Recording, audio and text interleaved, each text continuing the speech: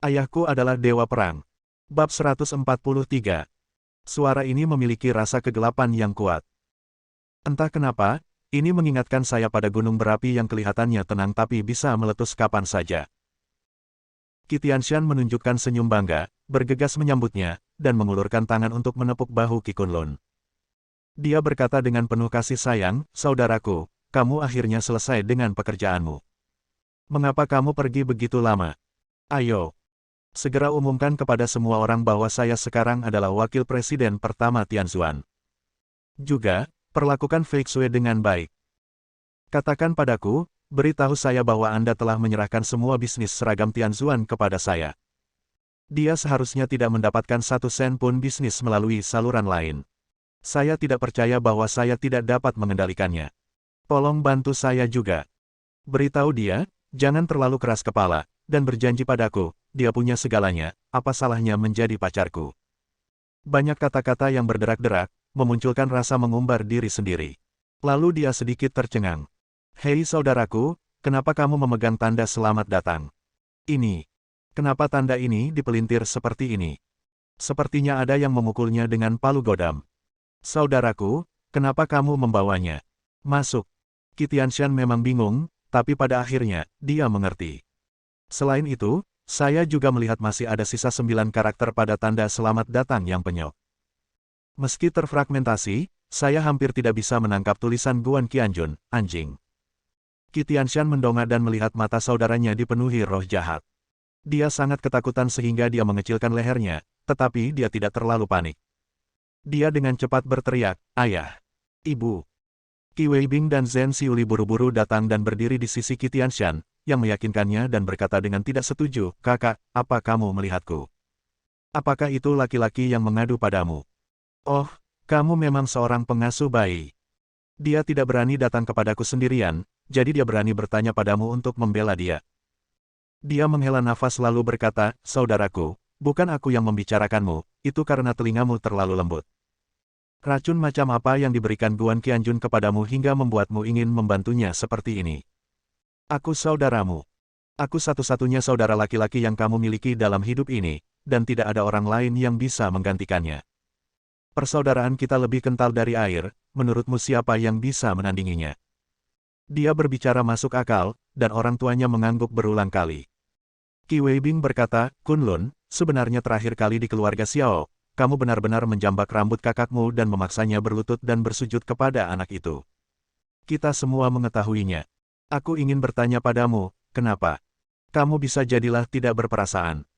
Kakakmu menghentikan kami, mengatakan bahwa kamu mungkin menderita sindrom medan perang dan terkadang kamu tidak dapat mengendalikan dirimu sendiri." Zhen Xiuli berkata dengan lebih sungguh-sungguh, "Kunlun, kamu tidak boleh melakukan apapun yang membuat kerabatmu bahagia dan musuhmu bahagia. Kakakmu adalah saudaramu, dia memiliki hubungan darah, jadi bagaimana dia bisa ditandingi oleh orang lain?" Dengan dukungan orang tuanya, punggung Qi Tianshan semakin tegak. Dia memandang Qi Kunlun sambil tersenyum, seolah-olah dia telah memenangkan pertempuran dan bangga pada dirinya sendiri. "Saudaraku, apa yang dikatakan orang tuaku benar. Lihat. Segera setelah kamu mengakuisisi Tianzuan Group, aku mencoba yang terbaik untuk membantumu. Aku bahkan tidak peduli dengan bisnis keluarga dan menjadi wakil presidenmu. Tapi kamu tidak boleh mengulurkan tanganmu keluar dan membantu orang lain memukulku. Lupakan apa yang terjadi terakhir kali. Sekarang orang tuanya telah mendukungnya, saya pikir saudara ini tidak akan melakukan apapun padanya. Tapi pemikirannya salah." Qi Kunlun berkata perlahan, "Saudaraku, jangan berpikir bahwa karena orang tuamu banyak membantumu, kamu bisa menjadi sombong. Itu tidak berhasil di sini. Tahukah kamu betapa besar kesalahan yang telah kamu buat?" Qi Tianshan menunjuk ke arah tanda selamat datang, dan berkata dengan tidak setuju, "Saya tahu apa yang ingin Anda katakan kepada saya, Anda hanya menulis di atasnya, Guan Qianjun dan anjing tidak diperbolehkan. Jadi apa? Saya saudaramu. Aku saudaramu. Kamu tidak ingin memukulku lagi demi Guan Qianjun, kan?" Saat dia mengatakan ini, dia tidak takut sama sekali. "Bagaimanapun, orang tuaku ada di sini." Begitu dia selesai berbicara, dia berteriak. Kakiku langsung berlutut. Qi Kunlun meraih tanda selamat datang yang terpelintir itu dan membantingkannya ke kakinya. Ledakan. Orang tuanya sangat ketakutan hingga wajahnya menjadi pucat dan segera mundur beberapa langkah. Zhen Xiuli berteriak keras, Kunlun, apa yang kamu lakukan? Apakah kamu gila? Mengapa kamu ingin memukul saudaramu seperti ini? Qi Weibing berteriak, Kunlun, kamu keterlaluan sekali. Apakah kamu pikir kamu sudah menjadi dewa perang persiapan bisa begitu tidak sopan? Dia adalah saudaramu. Diam. Teriak Qi Kun dengan marah dan menunjuk ke sisi lain. Masuklah sekarang. Jangan keluar lagi. Ini bukan giliranmu untuk mengurus semuanya di sini. Setelah mengatakan ini, Qi Weibing dan Zhen Xiuli sangat ketakutan hingga wajah mereka pucat, dan mereka tidak tahu apa yang terjadi. Melakukan. Dalam hati mereka, meskipun putra kedua bergabung dengan tentara dan mencapai ketenarannya saat ini, dia selalu dianggap berbakti. Jadi mereka sangat yakin sejak awal bahwa Kunlun bersedia membiarkan Tianshan menjadi wakil presiden pertama. Tapi sekarang, bagaimana anak kedua ini bisa menjadi begitu tidak masuk akal? Qi Tianshan berteriak, Qi Kunlun, apakah kamu gila?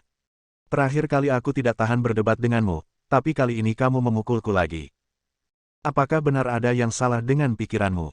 Guan Qianjun harus memberikannya padamu. Ekstasi macam apa yang kamu minum? Dia berkata sambil berjuang untuk berdiri. Berlututlah. Qi Kunlun berteriak keras, lidahnya meledak karena guntur. Rasanya seperti sambaran petir, membuat semua orang di resepsi hangus di luar dan lembut di dalam. Berikutnya, mereka mendengar jeritan yang sangat melengking. Saya melihat Qi Kunlun mengangkat tanda selamat datang dengan satu tangan dan memukul betis Qi Tianshan dengan keras. Yang dipukul adalah betisnya, tanda selamat datangnya terbuat dari logam, dan alasnya sangat berat, hampir seperti palu. Itu menghantam betis Qi Tianshan dengan keras seperti ini. Pukulannya sangat keras hingga kulit dan dagingnya langsung pecah. Semua orang di sekitar mendengar suara tulang meledak.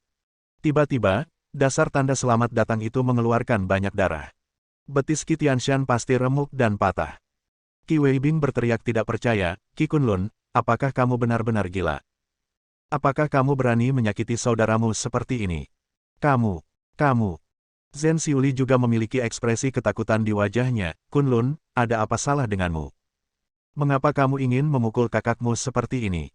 Kamu akan memukuli saudaramu sampai mati. Kaki ini mungkin lumpuh. Apakah kamu benar-benar gila? Dia berteriak, sangat takut sehingga dia meneteskan air mata. Orang-orang di sekitarku juga kaget. Apa yang sedang terjadi? Apakah ini pembunuhan saudara? Mengapa Qi Kunlun begitu gila hingga memukuli saudaranya yang baru saja diangkat menjadi wakil presiden pertama Tianzuan seperti ini?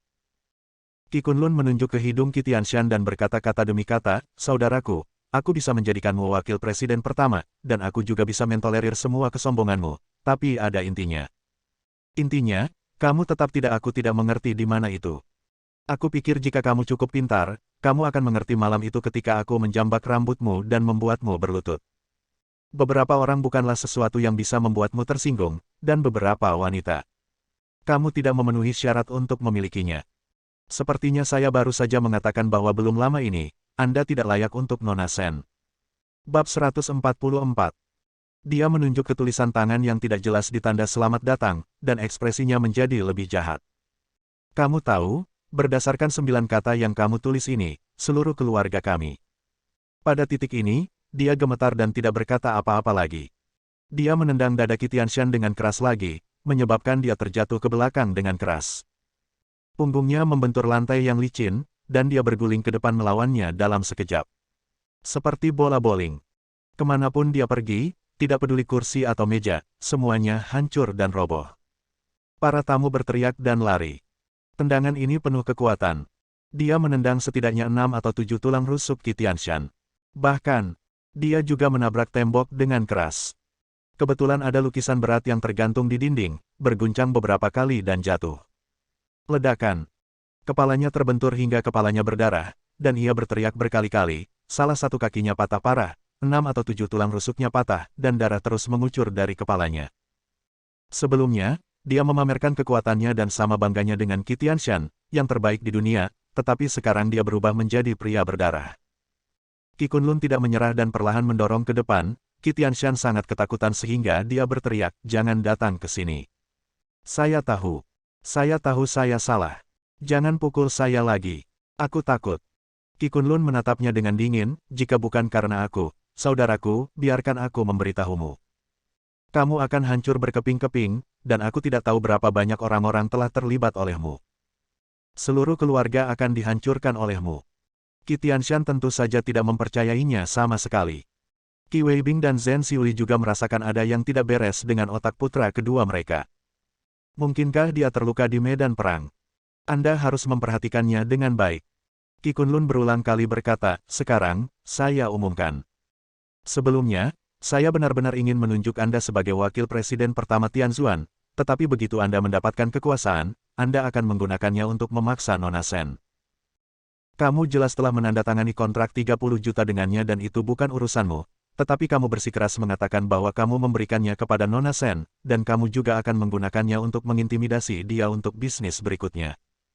Dia tidak setuju, kamu hanya saya bahkan tidak akan memberi Anda 1 sen pun dari bisnis ini.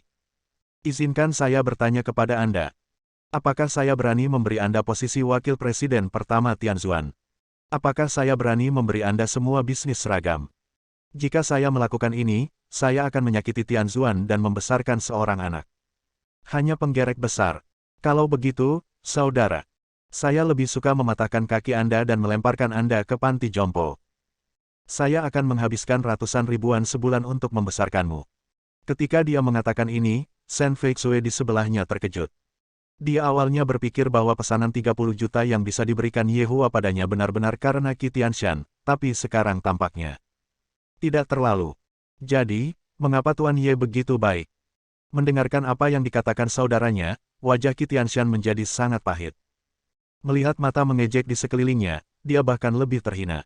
Tiba-tiba, mereka lupa akan rasa sakit yang luar biasa di tubuh mereka. Dia berteriak dengan tegas, Qi Kunlun, kamu tidak bisa melakukan ini, salah satu kakiku patah, dan kamu. Kamu benar-benar mengambil kembali posisi wakil presiden pertama Tianzuan yang diberikan kepadaku. Kamu masih menganggapku saudara. Ayah, ibu, lihatlah bagaimana Qi Kunlun berperilaku. Dia bertugas sebagai tentara selama beberapa tahun, dan sekarang dia telah menjadi orang yang berhati serigala. Qi Weibing dan Zhen Xiuli juga mengertakkan gigi dan memandang Qi Kunlun. Kunlun hendak memarahinya, tetapi dia siap dimarahi oleh Dewa Perang, diam. Jangan berkata apa-apa lagi. Segera bawa Qi Tianshan ke rumah sakit. Jika sudah terlambat, kakinya tidak akan terselamatkan. Qi Tianshan ketakutan. Dia dengan cepat berteriak, ayah, ibu, temukan seseorang dengan cepat. Hubungi 120 dan hubungi ambulans. Saya tidak ingin menjadi cacat. Saya tidak ingin menjadi cacat. Tidak ingin berjalan pincang di masa depan. Orang tuanya segera meminta bantuan dan dengan hati-hati membawa Qi Tianshan keluar. Tentu saja sebelum itu, saya juga tidak lupa menelepon 120. Tiba-tiba, makan malam perayaan yang awalnya meriah dan menyenangkan dimulai. Dia menjadi sengsara. Bahkan banyak tamu yang menyelinap pergi. Shen Feixue akhirnya berbicara, dengan sangat bingung, Tuan Muda kedua Qi, apa yang terjadi? Saya pikir pesanan 30 juta itu benar-benar diberikan kepada saya oleh saudaramu. Mungkinkah ini benar-benar disetujui oleh Tuan Ye? Qi Kunlun tersenyum sedikit, Nona Shen, tidak perlu bertanya lagi, karena Anda sudah mendapat kontrak 30 juta, maka itu milik Anda. Jika bisnis ini selesai dengan baik, maka semua seragam Tianzuan bisnis akan diserahkan ke arahmu, jangan khawatir. Tidak ada yang akan mengganggunya lagi. Aku juga minta maaf kepadamu atas perbuatan kakakku sebelumnya. Dia sebenarnya membungkuk sedikit, begitu takut hingga Shen Feixue bahkan tidak menyadarinya. Apa yang harus dilakukan? Ini adalah Dewa Perang. Dia adalah satu-satunya Dewa Perang yang siap di seluruh kota Yunhai, dan hanya ada sedikit di seluruh provinsi. Dan sekarang, seseorang dengan kedudukan dan kekuasaan setinggi itu, yang dikenal sebagai senjata negara, dengan tulus memohon ampun pada dirinya sendiri. Dia segera menggelengkan kepalanya, Tuan Muda kedua Qi, kamu benar, itu saudaramu. Dia memang agak sombong, tapi kamu tidak perlu meminta maaf padanya. Kamu memukulnya juga buruk sekali tadi. Dia tiba-tiba teringat sesuatu. Sambil menunjuk ke tanda selamat datang yang jatuh ke samping dengan noda darah di bagian bawah, tiba-tiba merasa sedikit marah. 9 kata yang baru saja diucapkan Qi Tianshan. Dia bahkan tidak bisa mengucapkan 9 kata ini. Ini sangat menghina. Qi Kunlun mengangguk sambil tersenyum masam, wajahnya penuh rasa malu. Bahkan ada kegembiraan bisa selamat dari bencana. Jika Sang Feng tidak menyuruhnya untuk mengabdi pada Guan Qianjun, dia tidak akan begitu dekat dengan Dewa Perang tertinggi. Jika dia tidak begitu dekat, Guan tidak akan membiarkan Qi Tianshan demi dia.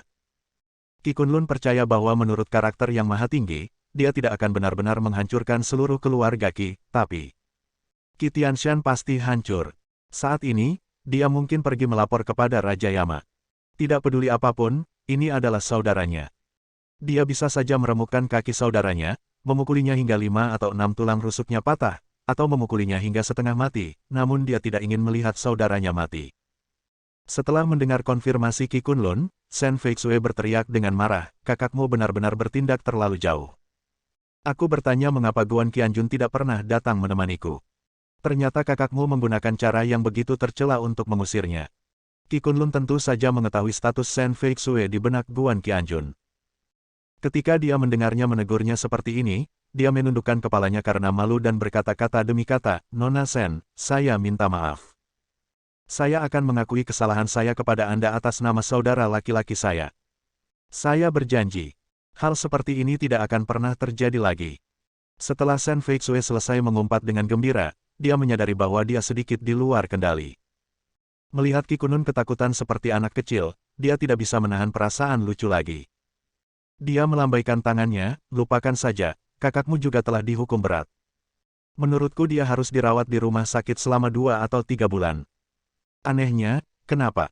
Kamu sangat marah saat melihatnya tanda ini. Kamu benar-benar memukuli saudaramu seperti ini dan tetap tidak membiarkan dia menjadi wakil presiden Tianzuan. Qi Kunlun tahu bahwa Guan Qianjun belum ingin Shen Feixue mengetahui latar belakangnya. Identitasnya pasti sangat rahasia, jadi dia hanya tersenyum dengan tenang. Nona Shen juga harus tahu bahwa tidak lama setelah Guan Qianjun pensiun dari tentara, dia pergi ke medan perang. Saya juga bertarung bersamanya, jadi dia pensiun. Tentu saja saya harus membela dia ketika dia menemui ketidakadilan. Kalau tidak, jika dia berbalik dan memberitahu rekan-rekannya yang lain, akan sangat sulit bagiku untuk menjadi manusia jika masalah ini menyebar. Sebagai dewa perang persiapan, aku terutama menghargai bulu, tidakkah menurutmu begitu? Bersambung.